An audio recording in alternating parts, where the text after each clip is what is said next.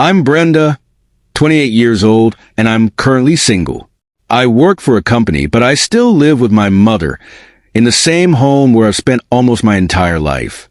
From a young age, my family has treated me with a level of disdain that's difficult to ignore.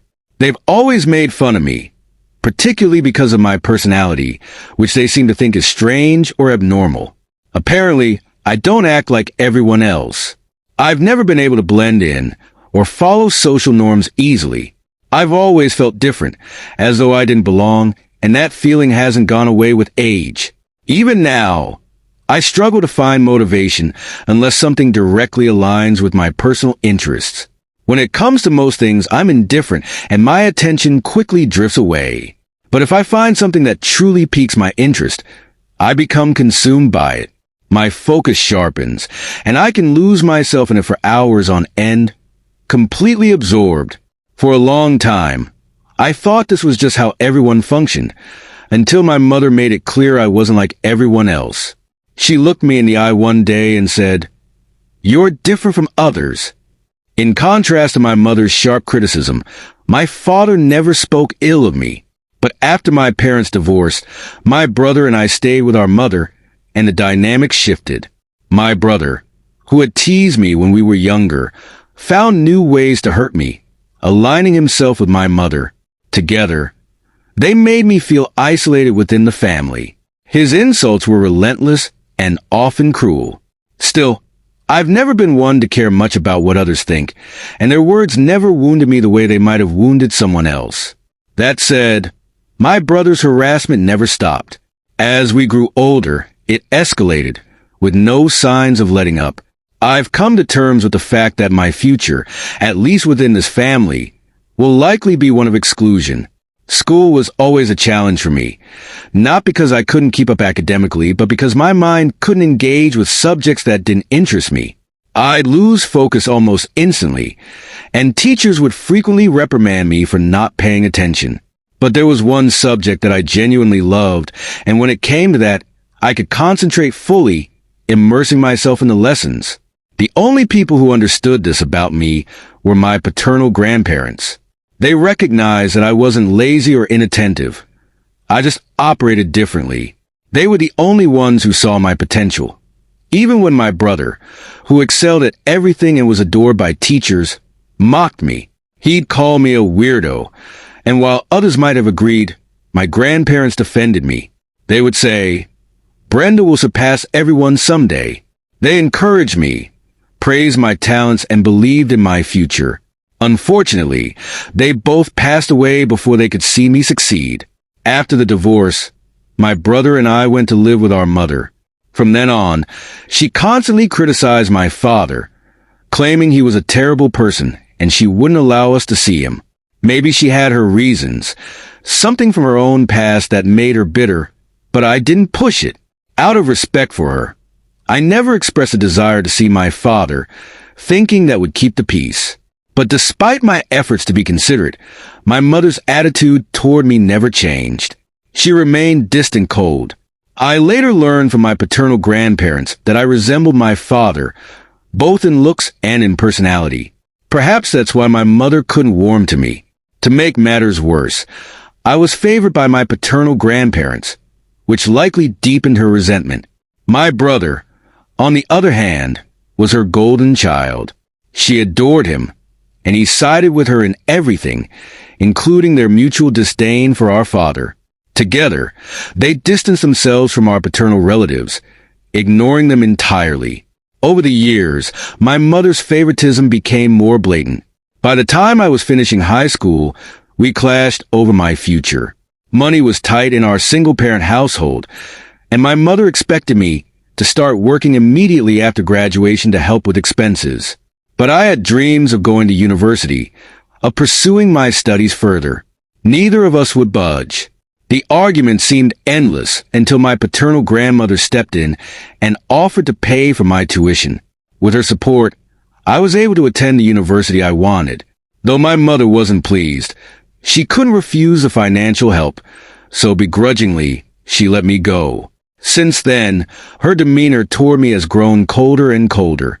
Even though I had the option to move out and live on my own, I didn't see the point. I was never someone who cared much about what didn't interest me, and my mother's bitterness didn't bother me enough to leave. Instead, I stayed focused on the things that truly mattered to me, like my studies.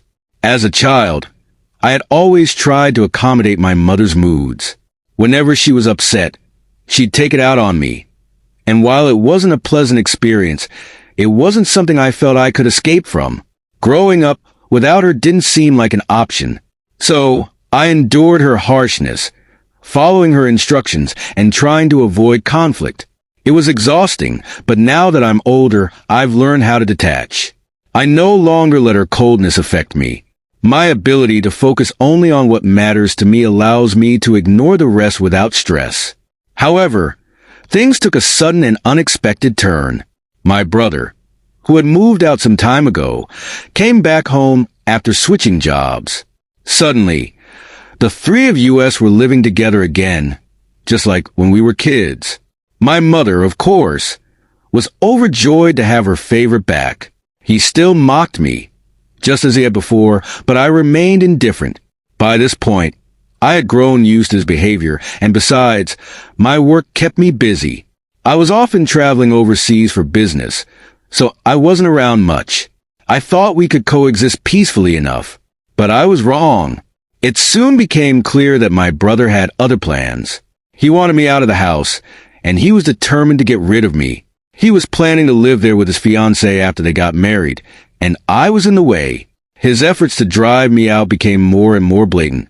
He would insult me at every opportunity, put a chain on the door to lock me out, and even turned off the lights while I was in the bathroom.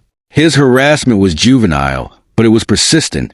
When he brought his fiancée home to meet our mother, he didn't even bother introducing me, telling her that it didn't matter because I'd be moving out soon. Still, I wasn't bothered. I assumed he would eventually tire of these antics and move on, but I underestimated just how far my brother would go. His frustration at my refusal to leave seemed to build over time, and one day, he did something I never could have expected. It was a typical morning as I went through my usual routine, organizing my bag before heading to work. As I sorted through its contents, something unfamiliar caught my eye, a man's wristwatch. Startled, I pulled it out and examined it closely. Although I had no particular interest in watches, I immediately recognized the brand. It was a well-known luxury model, one I had seen in magazines and on billboards, but had never expected to see in my possession.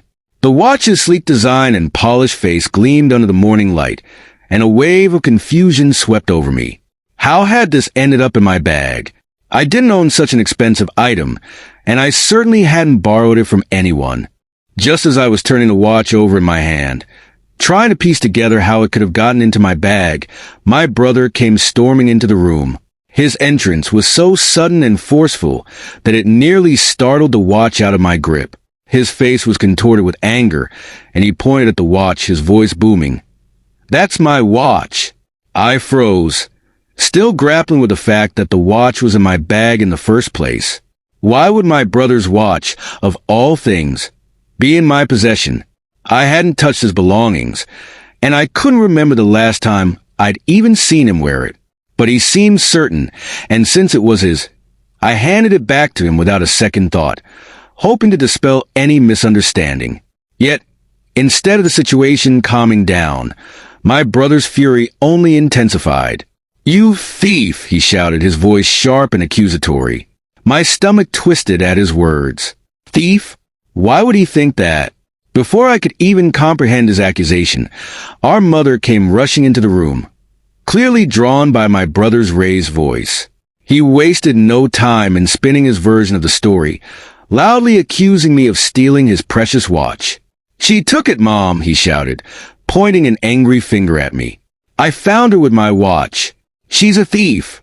Our mother turned to me, her expression dark and skeptical. Her sharp eyes scanned me, as if searching for signs of guilt.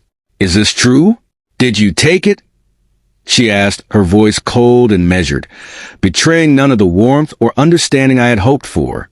I stood there, stunned by how quickly the situation had escalated. "No, of course not. I replied, my voice steady but filled with disbelief. Why would I take something like that? I have no interest in watches, let alone stealing one. It was the truth. I had never cared for flashy material possessions, and a watch, even a luxury one, held no allure for me. But my protestation seemed to fall on deaf ears. My brother was relentless, insisting that I had stolen the watch, that I couldn't be trusted. My mother, instead of defending me or at least offering the benefit of the doubt, simply shook her head. She's always been peculiar, my mother said, her words laced with disdain. Who knows what she's capable of? The sting of her words cut deep. Peculiar? Yes, perhaps I had always been different, but that didn't make me a thief. Their little performance, their poorly acted drama, was so transparent that I could barely contain my frustration. It was clear they were ganging up on me, trying to paint me as a villain for reasons I couldn't yet understand. But I had no time for their nonsense. I needed to leave for work, and I wasn't going to let this ridiculous accusation stop me. My brother, however, wasn't finished. You need to pack your things and leave, he demanded, his voice filled with righteous indignation. We can't harbor a criminal in this house. His words hung in the air, heavy and absurd. A criminal? That's how he saw me now. The idea was so ridiculous. I wanted to laugh. But something inside me hardened. This wasn't just about a misunderstanding over a misplaced watch. This was a deliberate attempt to push me out, to vilify me, and I knew my brother was behind it. Still, I kept my composure. I understand, I said quietly, meeting his gaze. I'll leave. And with that, I turned and walked out of the room, leaving him and our mother to their conspiracy. I didn't need to argue or defend myself. There was no point. If this was their way of trying to force me out, then so be it. I had bigger things to deal with, like getting to work on time. The day passed in a blur of activity, but my mind kept drifting back to the events of the morning. How could my brother have orchestrated something so petty, so underhanded? And why?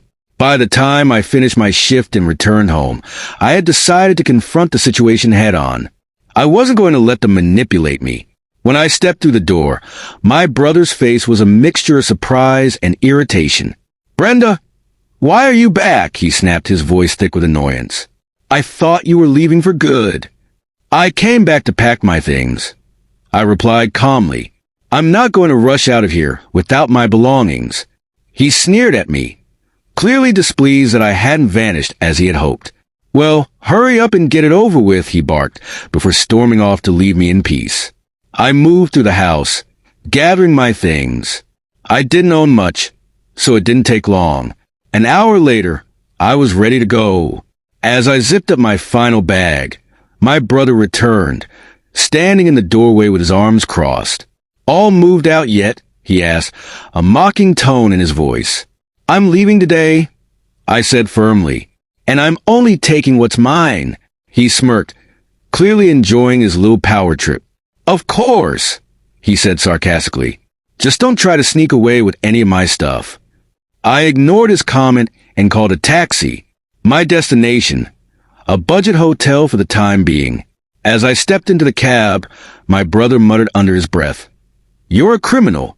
Don't ever come back. His words, so venomous and petty, barely registered. I had already mentally distanced myself from his cruelty. Our mother, ever the silent observer, simply said, Goodbye, Brenda, with no emotion whatsoever. It was a strangely hollow farewell, given how long we had lived together. But as the taxi pulled away, I felt a weight lift off my shoulders. For the first time in years, I felt a sense of relief. No more walking on eggshells around him. No more dealing with my brother's constant jabs and our mother's cold indifference. I was finally free. Yet, as I settled into my seat and watched the familiar streets pass by, I couldn't help but wonder, what are they planning now? The thought of them scrambling without me there to support them brought a small smile to my lips. It wasn't my problem anymore. The next morning, my phone rang, and to my surprise, it was my brother. He didn't waste any time with pleasantries. You thief, he shouted as soon as I answered. I sighed, already tired of this routine. What are you talking about now? The household money, he seethed. It's gone. Did you take it? And then in an instant, everything clicked into place. I had taken the money, but it wasn't theft. It was mine. Calmly, I replied, "That's my money." My brother scoffed in disbelief. "Yours? Don't lie to me." "I'm not lying," I said, growing impatient. "Ask Mom." There was a long silence on the other end of the line as my brother processed what I had just said. I could almost hear the gears turning in his mind as the truth began to dawn on him. I decided to explain everything to him, laying out the facts as clearly as possible. "Look, for years, I've been the one supporting this household. After Mom and Dad divorced, she relied on alimony, but when those payments stopped, I stepped in. I've been covering the bills, providing her with spending money, and keeping this household running." My brother's voice trembled as he asked, "Wait, how much do you earn?" I told him my salary, and his disbelief was palpable. "That's impossible," he muttered. "How could someone like you earn that much?" I smiled to myself. "Because I'm different. I work as a simultaneous interpreter for a multinational company. I speak 10 languages, and there aren't many people who can do what I do." My brother's voice wavered as he tried to grasp the reality of the situation. "Please, Brenda," he said, his tone suddenly desperate. "Come back. I can't support the family on my own." But I was resolute. "No way," I said firmly. "Not after what you did. I won't live with someone who treats me like a criminal." And with that, I hung up, knowing I had finally severed the last thread that tied me to their manipulative games. I later learned that my brother and mother had a huge fight. My mother, who had assumed my brother was earning a similar amount to me, was furious when she found out the truth. His salary was a fraction of mine, and they couldn't survive on it. Their relationship, once tight-knit, began to unravel. In the weeks that followed, my mother was forced to find